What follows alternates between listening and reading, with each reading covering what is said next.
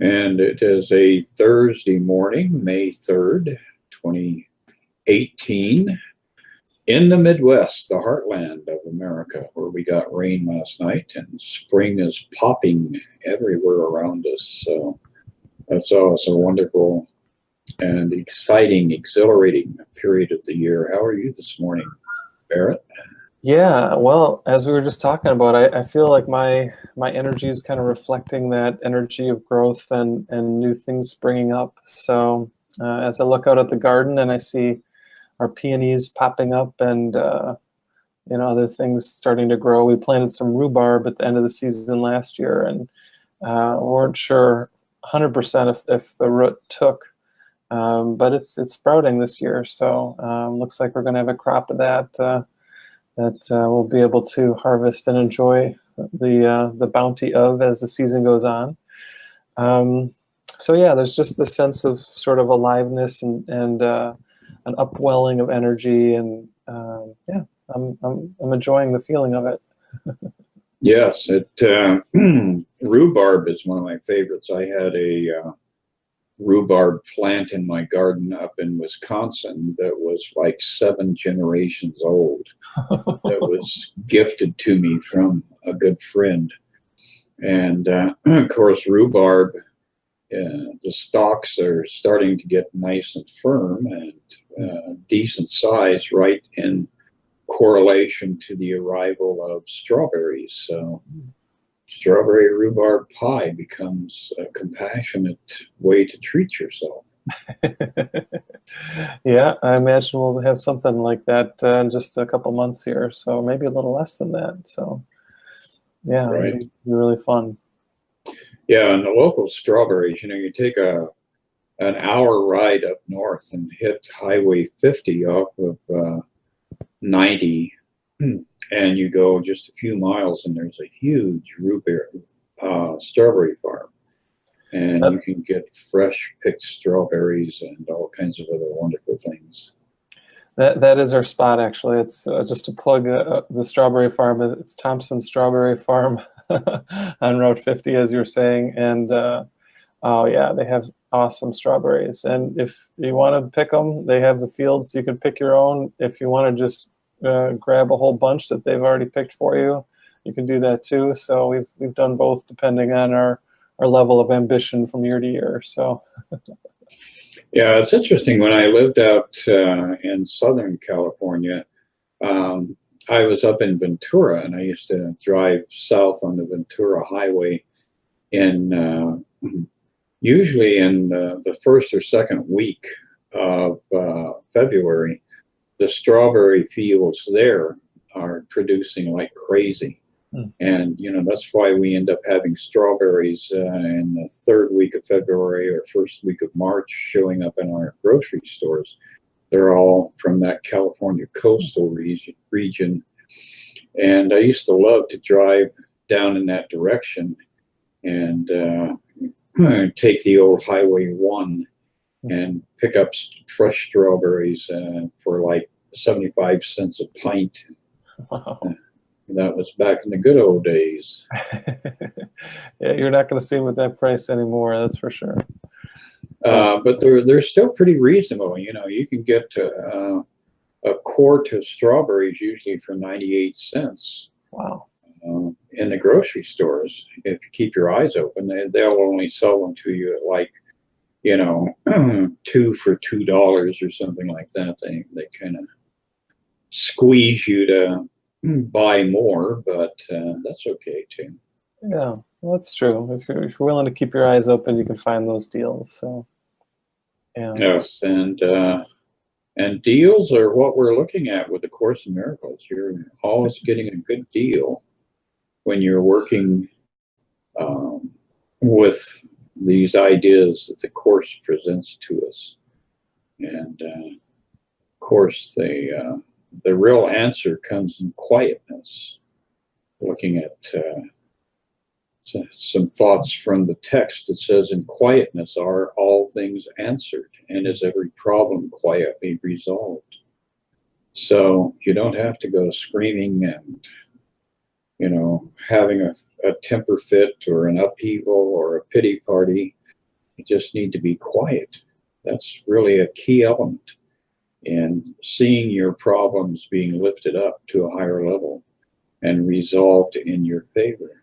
It says in conflict there can be no answer and no resolution, for its purpose is to make no resolution possible and to ensure no answer will be plain. So when your brain is flipping out and you're screaming and hollering and jumping up and down, you're blocking yourself. You're not able to hear what you need to hear. A problem set in conflict has no answer, for it is seen in different ways. And what would be an answer from one point of view is not an answer in another light. You are in conflict. So that seems to be, a real serious observation to start off today's discussion with. Are we in conflict, or are we out there picking strawberries in the strawberry fields forever? Wow, that was really poetic how you wove that all together there. Well, spring is here. I feel obligated to be refreshing and refreshed. Well, I feel refreshed by your metaphors and analogies, and yeah, I think you're hitting the nail on the head here, right? Can we find that sense of inner quiet, and can we find that sense of inner peace? The ego, at different points in the course, Jesus talks about the ego's raucous shrieks, right? So that's the opposite of quiet, right? When we're in this state of fear and judgment, it's a state of tumult, right? It's a state of turmoil. And there's not peace there. There's not peace when we're believing that we are inferior to something or even superior to something. It's a really unstable position and worldview. And ultimately, we're all going to find out that we're one. But before we get to that place of oneness, what we do is we find the place of sameness. And what does that mean? Well, it means that we're all in this together, right? We're all trying to wake up to our true happiness. We're all trying to let go of our fear. And we all have the capacity to choose that love instead of the fear. So in that way, everyone on their journey is the same. And when we can go through our life seeing that, seeing people who are picking the strawberries the same as those who are buying them from the stand, and everyone else involved in the story as really being the same, then what we do is we come to a place of real joy. There's lines in the course that basically say, can you see the face of Christ in your brother? Well, that's our work, right? It's not that we need to literally see Jesus's face everywhere we look. But what he's saying is, can you see that light and joy that was within him, that he got in touch with at the end of his life? Can we see that light in everyone we meet? And we really can. It's really an option for us. So if we're not seeing that, it just lets us know, hey, we have a different perspective here that we can achieve. And even if we're not there yet, we can learn how to get there. So I think finding that place of inner peace really helps us to develop this way of seeing that really informs everything in our life and everything that we're doing. Absolutely. And you were talking about seeing the face of Jesus.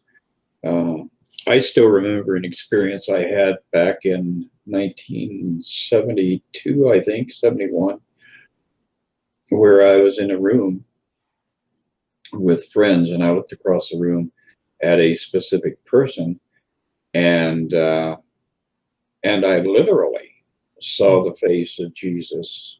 Wow.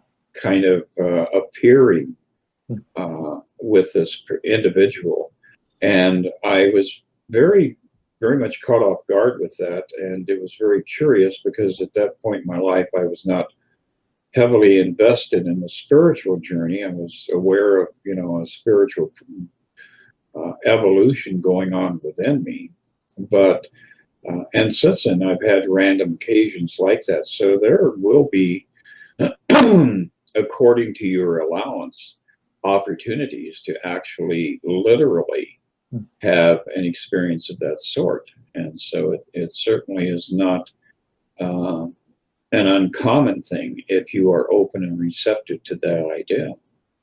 Yeah. Yeah, and I think that's beautiful. You know, that expression of the Christ obviously can show up in that form of Jesus, and I sometimes let myself think of it too, especially if I'm driving and I'm a little tense. All of a sudden, what I'll let myself do is I'll say, "Oh, well, what if everyone in all these cars around me was Jesus?" And when I think that, all of a sudden I'm like, "Oh, well, we're just driving down the road together. You know, there's no pressure, there's no tension." And it totally changes my perspective and my feelings. So I do like that. That's a very, very cool experience. Yeah, and multiple times, talking about driving, on multiple occasions I've had that experience. I remember one time I was driving in Colorado through a kind of a canyon road, and it had been filled with fog. It was a very foggy morning, and it was like 3 in the morning, pitch black, and the fog was, so dense I could barely see the end of the hood of the car. And I just naturally, instinctively asked Jesus to, be my co-pilot here. And I could literally feel that presence in the seat next to me. And I've had that on multiple occasions too. So the companion is with us at all times. All we have to do is just a simple invocation, and pulling it into our consciousness will make it literally happen.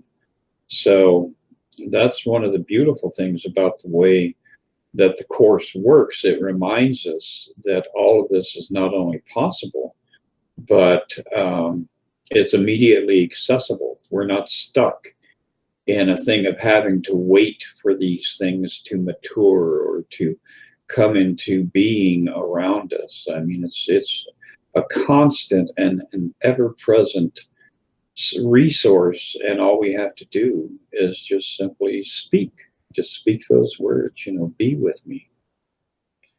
Yeah, yeah.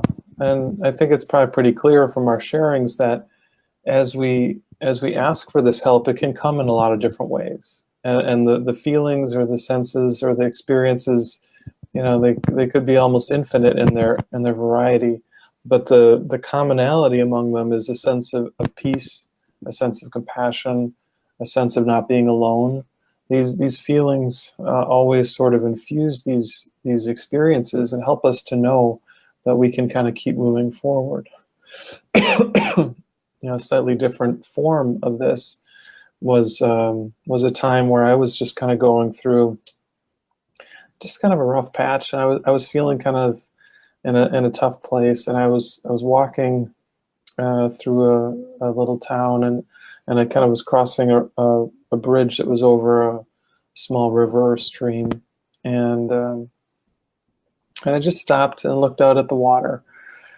And in that moment, all of a sudden, I felt Bill Thetford, the co-scribe of the course, there with me, and the real strong message from him was just like, it's all okay. You're doing just fine. You don't be so hard on yourself. You can let go of some of that heaviness and fear, and it really kind of felt like a big shift for me.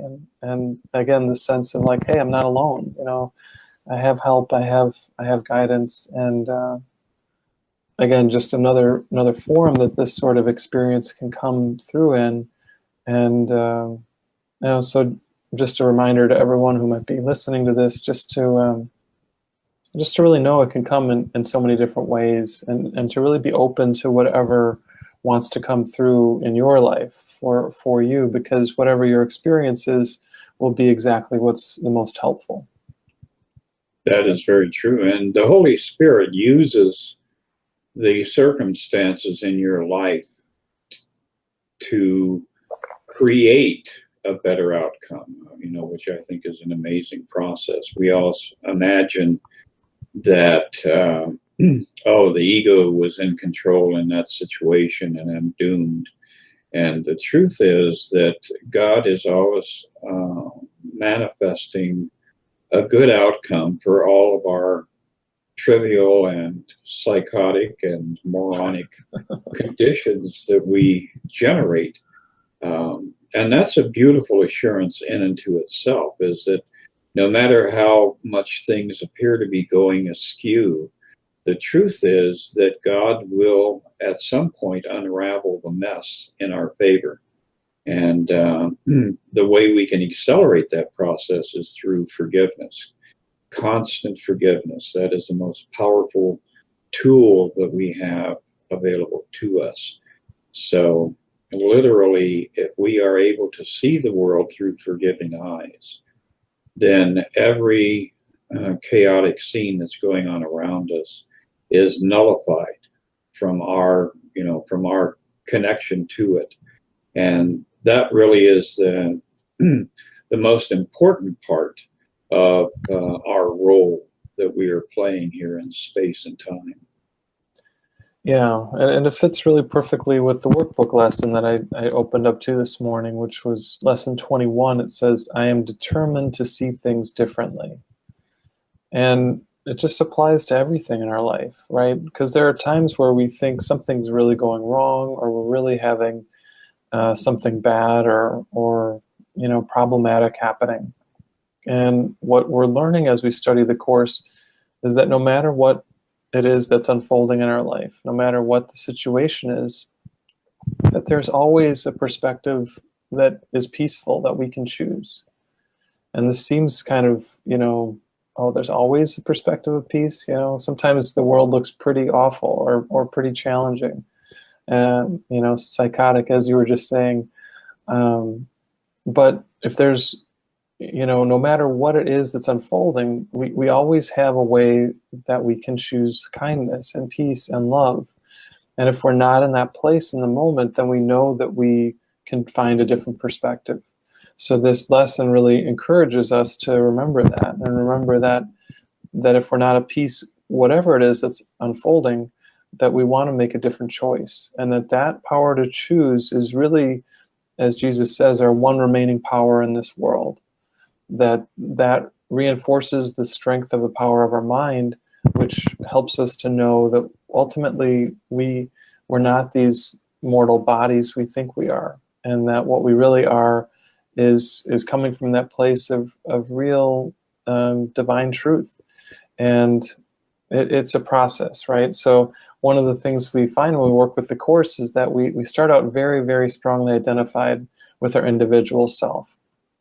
That's basically the starting point for pretty much everyone. And as we work with this idea and the concepts in the Course more and more, we start to get that our identity is not actually an individual. Our identity is not a person. Our identity is not a body. What we really are in truth is immortal love. And it sounds pretty good intellectually, but some part within us is very much resistant to this shift. So that's why we just practice and practice and practice. And over time, we actually start to experience this truth. And it really gives us a different way of being in the world. Yes, that is very, very true. And, within that, it becomes, as we cultivate it, it becomes a natural instinct. It's not something that we have to be constantly in a state of alertness for. So the mind is very pliable, and it can be very responsive. There's one affirmation in the Course that I really enjoy bringing up and using throughout the day, and that is, my mind is a part of God's mind. It is very, very holy. And seeing our mind as a sacred thing, instead of seeing our mind as, the devil incarnate that we're constantly tormented by, is that first big step to the realization that, our mind is what we allow it to be. And if we put our attention on the fact that our mind is a sacred part of God's creation, then all of a sudden we start seeing a positive response instead of that resistance and conflict and inner turmoil. So that really is the bottom line for anybody who is on this spiritual journey, is to recognize that we are in control of our mind, even though it may not always appear that way. We just have to exercise that power. And once we begin to do that, then we can give it structure, we can quiet it down, we can start to turn it in that direction of productive, cooperative, and love-based thinking processes instead of, constantly listening to this inner voice that is chaotic and like a dog attacking the neighbors, embarrassing us, peeing on the carpet and everything else, which is the way most people live. Their mind is just always out of control. And that need not be, as the Course tells us. Yeah, and sometimes I even find myself living like the dog, and it's embarrassing when I notice I peed on the carpet again. So I really got to stop doing that. Yes, and the really biting part of that is when you feel like you need a treat for peeing on the carpet. That worsens it. That lessens our belief in the goodness of our mind. So it really is all about perspective. And, the one thing that is most important that we realize is that this is not a journey that has to take 10,000 years. To go further with the Course, it says, thus it might be that time is not involved and every problem can be answered now. Yet it must also be that in your state of mind, solution is impossible. So we have to give up our current state of thinking.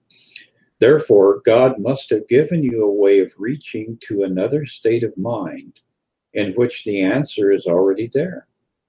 Such is the holy instant. And that's that brief escape that has been made available to us, where we stop believing in our problems and just allow the mind to stop its turmoil. And as soon as we do that, the solution is presented to us, because the solution has always been Yeah. And that's the work over and over and over again, right? So we notice when our mind has attached to that ego thought and we say, I don't want that. I want to choose something better. And just in that moment, that's what the Course calls the holy instant, right? That's the instant when we choose joy and peace over fear and judgment. And what do? We just keep practicing finding that holy instant over and over and over, because the mind sort of has its habitual way of being. And really, you could say basically we've all had this very bad habit of thinking with the ego. So we think of fear, we think with judgment, we think with shame or guilt over and over again. And what we're doing here is we're developing a good habit, right? So the good habit is replacing the bad habit. And what that means is every time we start to step into fear again, we say, what else could I be doing here? And then we just take that moment to go into quietness again, as we started off our talk with today. And we say, okay, when the quietness, whatever needs to reveal itself to me will. And maybe even in the going to quietness, we find our mind going, spinning off into judgment again, or other thoughts. And we just say, okay, I get another opportunity to come back to my inner stillness.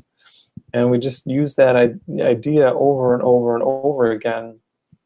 What happens is then all of a sudden the fear and the kind of whirling energy of the ego just starts to diminish. It starts to slow down.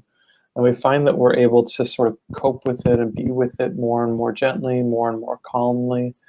And it really does transform our experience. We start to move through life with a little bit more lightness in our step, with a little bit thinner defenses as we're walking through the world. And that process just keeps on going. I mean, there is a way to live in this world without absolutely any defensiveness. And it might seem kind of impossible. How do we do that? But what we do is we just keep doing every little bit that's in front of us. And eventually we get to a place where we know that the truth needs no defense. And what we are is simply that truth, which is the love of God. And that's what we're going for as we study the Course, is to find ourselves in that state of being, to move through these shadows so that we can stand in the light that we are. Very, very true. And one of the things that I think constantly comes up for people is the sensual input of the world that we are surrounded by is so pervasive that it causes us to believe that it has power over us.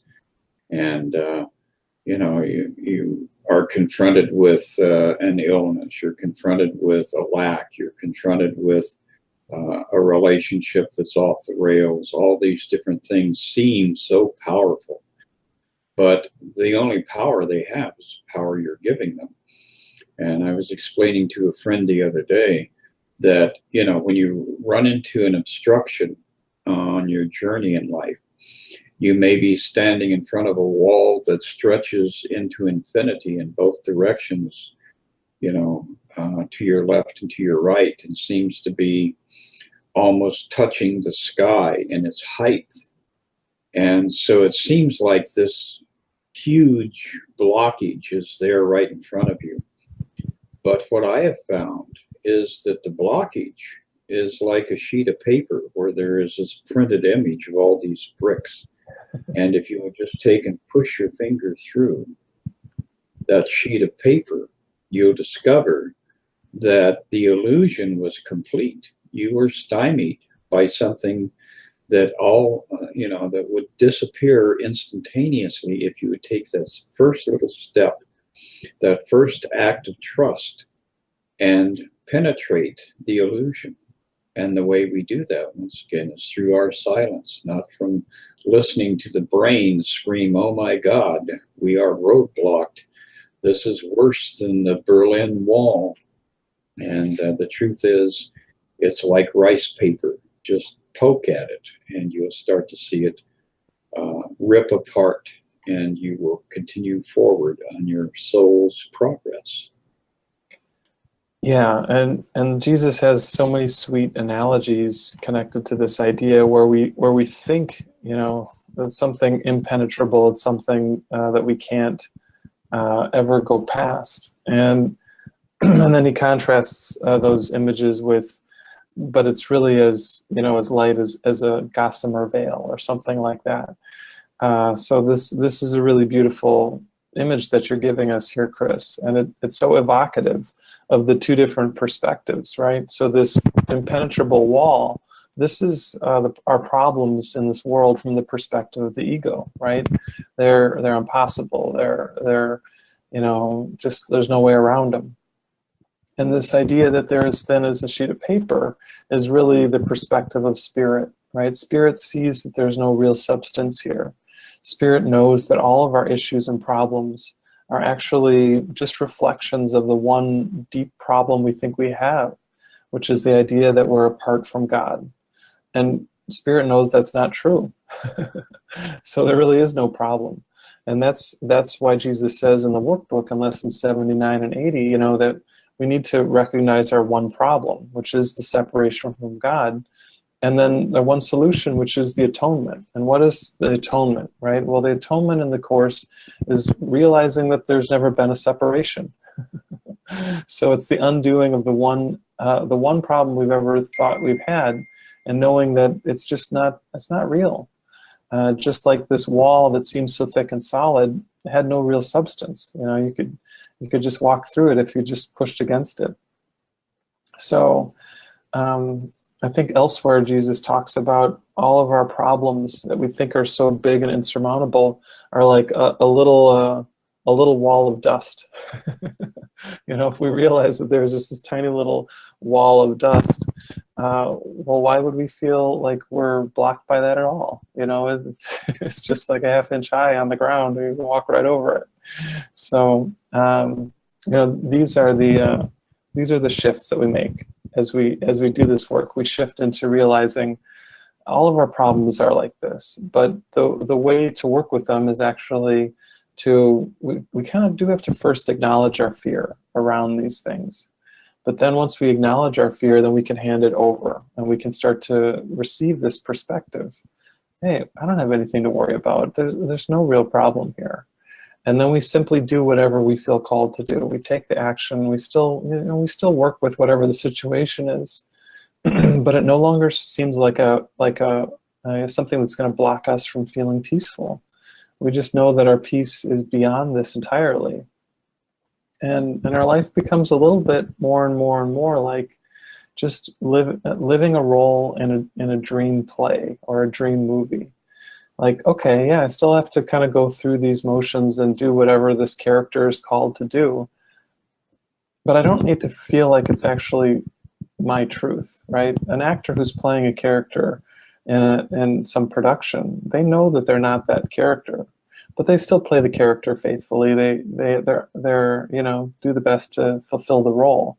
And similarly in our life, we can play the character of our person that we've always believed that we are, but we get to this point more and more like, no, we're not fooled anymore. We don't have to buy into it. And that perspective is really a sense of freedom. And it's a sense of knowing, okay, that Christ that we were talking about before, that we're starting to see in our brothers and sisters, we can actually start to experience that within ourselves too, which is ultimately the goal of all this, is that we come to know this experience for ourselves. And it's a pretty good goal, in my opinion. Well, I think it's really the only desirable outcome for for a life that was initiated by attaching ourselves to a body and running like a screaming maniac through space-time for 20, 40, 60, 80, 100 years, and then going splat as we fall down dead. That's like that old children's song, the Ring Around a Rosie, Pocket Full of Posy, and it ends up with everybody falling down dead. And that, of course, is the illusion that we finally have to confront, whether in this lifetime or some other lifetime. Is death real? And it absolutely is a fraud that our ego has built all of its foundation on. So that gives you some real insight as to the character and nature of the ego itself. Yeah, and it's interesting as you said that idea about splat at the end. What came to mind was this Far Side cartoon. Gary Larson wrote this pretty hilarious series of comic strips. They were all single panel, and this one shows a bunch of bugs of different kinds sitting in a big movie theater, and on the screen it says, "Attack of the Killer Windshield." So it's their version of the horror movie. And I always, for some reason, that came to mind. That splat at the end is, sort of ignoble. I don't know. It's just sort of a sad ending to this world that we live in. And yeah, and like you're saying, it's not even true, right? Even death is not real. And as we get into that more and more, we start to feel a sense of lightness and a sense of freedom and relief, really, because yeah, I love that image, screaming like a maniac through space and time, because that's just a perfect description for this crazy life that we think is ours. And what we're starting to get more and more is that it never was us. It never was us. And I do a lot of work with clients around past lives, and I've done quite a bit of past life healing for myself, and to really get that none of these lifetimes are actually true. I love in how Gary Renard's book, he describes them as serial hallucinations, right? It's one dream after the next, after the next.